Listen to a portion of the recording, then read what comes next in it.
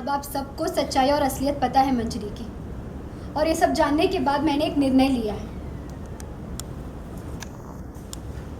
कि मंजरी अब हमारे साथ रहेगी। हमारे साथ यही रहेगी। Roll and action. कि मंजरी अब यहाँ रहेगी हमारे साथ। ऐसे नहीं। सचिन, तुम क्या कह रहे हो? सच जानने के बाद भी तुम ये सब कह रहे हो?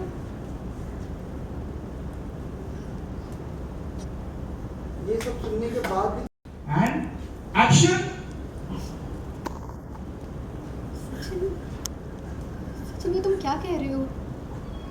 सच जानने के बाद भी तुम ये सब कह रहे हो? सच जानने के बाद भी तुम ये सब कह रहे हो। रोल। सचिन, ये सब क्या कह रहे हो तुम? सच जानने के बाद भी तुम ये कह रहे हो कि मंजरी का यहाँ रहना सही नहीं होगा, तुम उसे वापस भेजना चाहते हो? नहीं, वापस भेजना चाहते हो। एक्शन।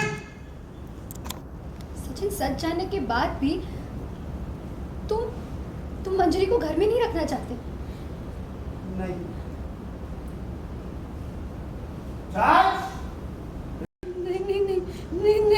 नहीं, हम हमको उस नरक में वापस मत भेजिए दीदी, हमको उस नरक में वापस मत भेजिए।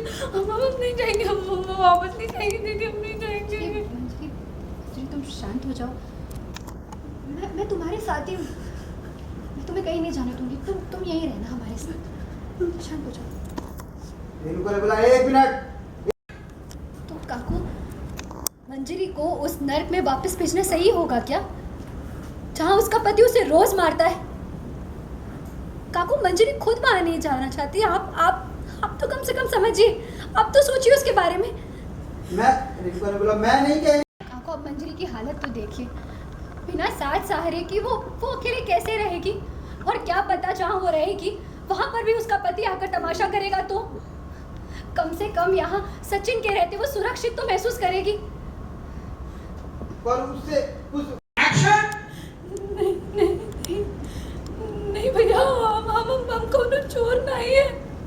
हम नहीं, चोरी नहीं करना चाहते थे, हम करना चाहते थे दीदी, हम नहीं करना चाहते थे। देखो, गलती हर इंसान से होती है, उन्हें एक मौका तो देना चाहिए ना हमें। और तुझे रेणुका ने बोला तुझे कैसे पता कि हम ऐसा कुछ नहीं किए हैं, हम ऐसा नहीं किए हैं। हम झूठ नहीं बोल रहे हैं दीदी, झूठ नहीं बोल रहे हम।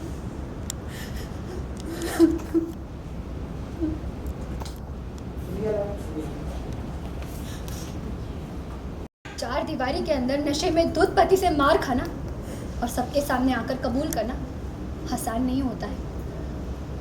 बोला ऐसे पति को ना